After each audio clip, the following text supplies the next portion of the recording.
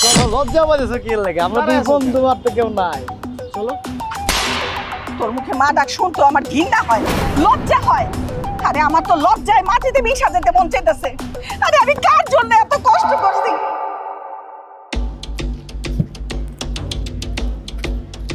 সুন্দরী চলেছে একা পথে, সঙ্গী হলে দোষ কি তাতে।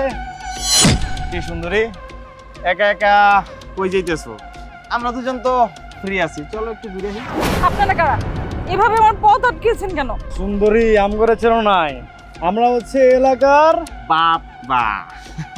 আচ্ছা শোনো, তোমার তো এলাকায় আগে দেখি নাই, তুই দেখছস? না কোনো দেখি নাই, দেখলে তো আর ছাড়তাম না। নতুন আইছো মনে হয়। তবে তুমি যেহেতু নতুন আইছো, আমগো কিন্তু চিনতে হইব। তুমি প্রত্যেকদিন একটা কাজ করবে, বেশি না, আমগো দুইজন রে ওরে 15 মিনিট, আমারে 15 মিনিট, মানে 30 মিনিট করে সময় দিবা, বুঝো নাই? আপনারা এত খারাপ? আপনাদের ঘরে কি মা বোন নেই? কি কথা বলছেন এগুলা? আছে, মাও আছে, বোনও আছে, কিন্তু ওই যে তাহলে বউ হইব কেটা? এই যে বউটাকে হইব কও।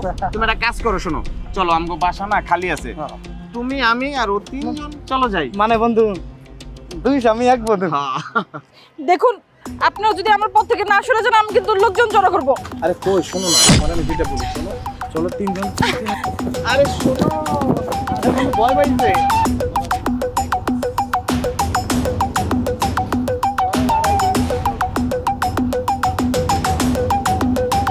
বন্ধু আজকে কি মালটাল পামু না রে? এটাই তো বুঝতেছি না, কোনো তো মাই আইতাছে না। আরে দেখতেছি পরি নাই মেয়েছে বন্ধু। আরে মেঘনা চাইতে বৃষ্টি। আমি বুঝতে পারছি, তুমি যে বুঝতে পারছো যে আমগো ছাড়া আসলে এলাকায় থাকতে পারবা না। তাহলে লেট না করি, চলো যাই, আসো। আরে চলো, লজ্জা পাইছো কি লাগে? আমরা দুই বন্ধু আর তো কেউ নাই, চলো। আরে খালা তুমি এই জায়গায়? হ্যাঁ আমি। তুমি হঠাৎ এই সময় এই জায়গায়? চুপ, একদম চুপ। তোর এই কলঙ্ক মুখে আমারে মা ডাক বলবি না, বুঝছস? তোর মুখে মা ডাক শুনতো আমার ঘৃণা হয়, লজ্জা হয়। আরে আমার তো লজ্জায় মাটিতে মিশা যেতে মন চাইতেছে। আরে আমি কার জন্য এত কষ্ট করছি? মানুষের বাড়িতে কাজ কইরা কইরা তোরে আমি লেখাপড়া করাইছি।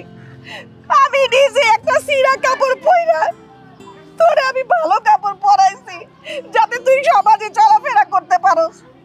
আর আজকে তুই মায়া মানুষের ইজ্জতে হাত দেস। ছি, তবে এসব কুকীর্তি না আমি অনেক আগেই শুনছিলাম। আমি নিজের কানে শুইনাও বিশ্বাস করতে পারি নাই, কারণ আমি জানতাম যে আমার ছেলে কোনোদিন এরকম করতে পারে না। আর আমি অনেক আগেই থানায় গেছিলাম, তখন আমি বিচার দিতে। সব শুইনা তখন এই ম্যাডাম নিজেই কইলো ঠিক আছে, সবকিছু আমি হ্যান্ডেল করুম। আর আজকে তো নিজের চোখে আমি দেখলাম। সি, এই দিন দেখার জন্য আল্লাহ আমারে বাঁচায় রাখছিল। মা আমগো ভুলে গেছে, তুমি তো যে পুলিশ ম্যাডামকে কও না মা, আমগো জানি থানায় না নাই মা। আমরা জীবনে করব না ম্যাডাম, বিশ্বাস করেন ম্যাডাম। আর জীবনে এই রাস্তায় এই এলাকায় দেখবেন না, আমগো এবারের মতো মাফ করে দেন ম্যাডাম। খালা কও না, এই যে কানে ধরছি আর কোনদিন আর কোনদিন করব? আপনাদের নামে কমপ্লেইন করতে খালা থানায় অনেক আগে গিয়েছিল, বাট আমি বিষয়টাকে এত জটিলভাবে দেখিনি। আমি একটু সময় নিচ্ছিলাম, ভেবেছিলাম যে মায়ের কথা চিন্তা করে হয়তো বা ভালো হয়ে যাবে। তাই বিষয়টা তদন্ত করতে এসেই দেখলাম যে আপনাদের জন্মটা যদিও ভালো, আপনারা ভালো হতে পারেন। কেননা নারী জাতিকে যে মানুষগুলো সম্মান করতে জানে না, তারা কোনো মানুষ হতে পারে না। যাই হোক, আপনাদেরকে শ্বশুর বাড়িতে পাঠানোর ব্যবস্থা করছি। খালা তুমি কও না, একটু মানা করো না খালা। ও খালা খালা চুপ।